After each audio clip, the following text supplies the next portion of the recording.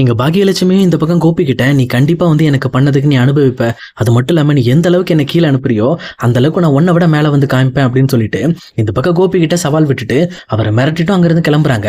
அவங்க நேரா வீட்டுக்கு போயிட்டு இந்த பக்கம் தான் மனசுல இருக்கிற விஷயத்த எல்லாத்தையுமே யாருக்கிட்டையும் சொல்ல முடியாம போனதுனால ரொம்பவே வருத்தப்பட்டு அழுதுகிட்டு இருக்காங்க. இன்னொரு பக்கம் இங்க எழிலுமே அந்த படப்பிடிப்பு ஷூட்டிங்லாம் முடிஞ்சு வீட்டுக்கு வந்துட்டு அம்மாவை காணும் அப்படின்னு சொல்லிட்டு இந்த வீட்டுக்கு தேடி வந்துடுறாரு. அங்க வந்துட்டு இந்த பக்கம் அம்மா வந்திருக்காங்களா அப்படிங்கிற விஷயத்தையும் பாக்குறாரு. அப்போ பாக்கியலட்சுமியும் சரியா அவங்கள பார்த்து பேசாம ரொம்பவே அவாய்ட் பண்ண ஆரம்பிக்கிறாங்க. அதே நேரம் எழில பார்த்த ஈஸ்வரியுமே, என்னப்பா எல்லாம் எப்படி நடந்துச்சு, சொல்லப்போனா இந்த மாதிரி பாக்கியா தான் அங்க வர முடியாம போயிடுச்சு, கொஞ்சம் ரெஸ்டாரண்ட்ல வேலைங்கிறதுனால வர முடியாம போயிடுச்சுப்பா அப்படின்னு சொல்லிட்டு பாக்கியாவோட சுச்சுவேஷனை இந்த பக்கம் எழிலுக்கு புரிய வைக்க ட்ரை பண்றாங்க. ஆனா உண்மை என்னங்கிறது எழிலுக்கு ஆல்ரெடி தெரியும். எழில் தான் இந்த பக்கம் பாக்கியா இந்த ஃபங்க்ஷனுக்கு வரக்கூடாதுங்கிறதுக்காக அவங்கள தடுத்திருப்பாங்க. ஆனா இந்த விஷயம் எதையுமே பாக்கியா யார்கிட்டையும் சொல்லாம தான் மேலதான் தப்பு இருக்கிற மாதிரி இந்த பக்கம் எல்லார்ட்டையுமே காட்டிட்டு இருந்திருக்காங்க. இதெல்லாம் நினைக்கிறப்ப கொஞ்சம் எழிலுக்கு வருத்தமா தான் இருக்கு. பட் இருந்தாலும் சரி பரவாயில்ல, நம்ம எதுக்கும் இந்த ஃபங்க்ஷன் முடிஞ்சதை பத்தி அப்பா கிட்டையும் பேசிடலாம் அப்படின்னு சொல்லிட்டு எழிலுமே அங்கிருந்து கிளம்புறாரு. அதே நேரத்தில் பாக்கியாவும் இதுக்கு மேல நம்ம கோபியை சும்மா விடக்கூடாது, கண்டிப்பா அவன் பண்ணதுக்கு கண்டிப்பா அவனுக்கு தண்டனை கொடுக்கணும் அப்படின்னு சொல்லிட்டு அந்த ப்ரூஃப் எல்லாத்தையுமே டைரக்டா ஸ்டேஷன் எடுத்துட்டு போறாங்க. அங்க கொண்டு போயிட்டு இந்த பக்கம் கோபி மேல ஒரு கம்ப்ளைண்ட்டும் கொடுக்க ஆரம்பிக்கிறாங்க. அதே நேரத்தில் கோபியுமே அங்க ஸ்டேஷன்ல இருந்து இந்த மாதிரி கால் பண்ணி கூப்பிட்டு பாக்குறாங்க. ஃபர்ஸ்ட் நீங்க ஸ்டேஷன் வர வேண்டியது இருக்கு, உங்க மேல ஒரு சின்ன கம்ப்ளைண்ட் வந்திருக்கு அப்படின்னு சொல்றாங்க. அப்போ கோபி ரொம்ப தெனாவட்டோட, இல்ல என்னால வர முடியாது, அது என் மேல பொய்யா கொடுத்திருக்க ஒரு கம்ப்ளைண்ட் அப்படின்னு சொல்லி, இதுக்கெல்லாம் காரணம் அந்த பாக்கியா தான், அவங்களோட பழியை என் மேல போட ஆரம்பிக்கிறாங்க அப்படின்னு சொல்லிட்டு இந்த பக்கம் கோபி எவ்வளவு சமாளிக்க பாக்குறாரு.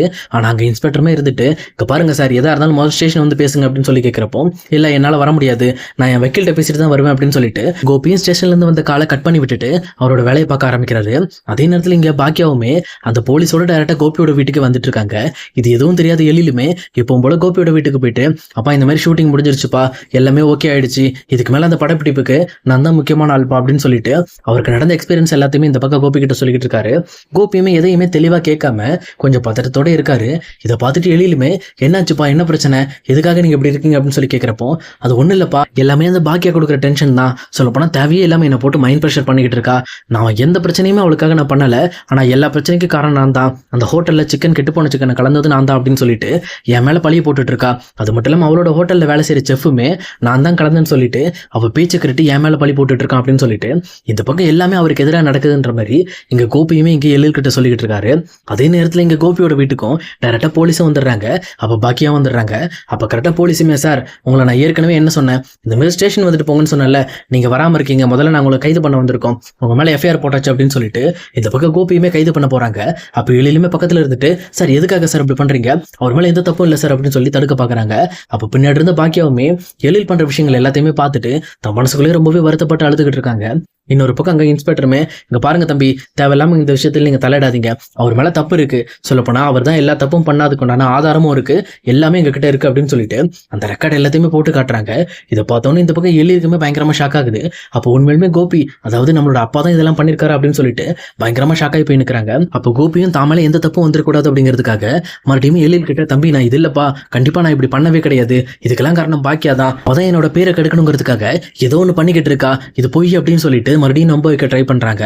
இதை பார்த்துட்டு இருக்க பாக்கியாவுமே, நீ என்ன வேணாலும் கதறு, வாய்ப்பே இல்லை, கண்டிப்பா நீ இன்னைக்கு போலீஸ்ட்ட மாட்டிடுவ அப்படின்னு சொல்லிட்டு அவங்களுமே ரொம்ப ஆதங்கத்தோட பேசிட்டு இருக்காங்க. ஆனா கோபியும் மறுபடியும் பாக்கியாவை ரொம்பவே கேவலமா பேச ஆரம்பிக்கிறாங்க. இதை பார்த்து எழிலுமே பாக்கியா இந்த மாதிரி அமைதியா நிக்கிறதையும், அது மட்டும் இல்லாம கோபி பாக்கியாவை பத்தி தப்பா பேசுறதையும் பார்த்து ரொம்பவே டென்ஷன் ஆயிட்டு இந்த பக்கம் கோபியோட கணத்துல பலார்னு ஒரு அற விட்டுறாங்க. அற விட்டது மட்டும் இல்லாம, இந்த மாதிரிலாம் நீ பண்ணுவேன்னு நினைக்கவே இல்லை, இல்லைன்னா நீ கொடுத்த வாய்ப்பு கூட நான் தூசி மாதிரி தூக்கி எரிஞ்சிருப்பேன், சொல்லப்போனா இந்த அளவுக்கு நீ துரோகம் பண்ணிட்டு இப்படி இவ்வளவு நல்லவனா நடிக்கிற அப்படின்னு சொல்லிட்டு ரொம்பவே கோவப்பட்டு கோபி கிட்ட பேசிட்டு இருக்காரு. அப்போ கோபியும், எதுக்காக எழில் இப்படி பண்ண, சொல்லப்போனா என் மேல எந்த தப்பும் கிடையாது, இதுக்கெல்லாம் காரணம் பாக்கியா தான், நீயாவது நம்பு அப்படின்னு சொல்லிட்டு மறுபடியும் பொய்ய சொல்ல ட்ரை பண்றாங்க.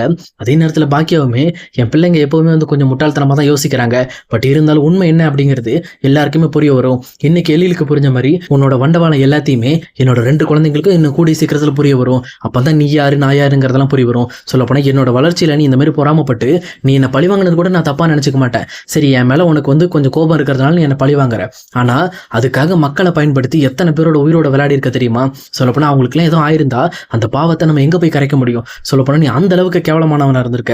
இதுக்கு மேல நீ இந்த இடத்துல இருக்கிறதுக்கு வாய்ப்பே கிடையாது. ஏன்னா இந்த மாதிரி கேவலமானவன் இப்படி ஒரு தொழிலையும் பண்ணக்கூடாது.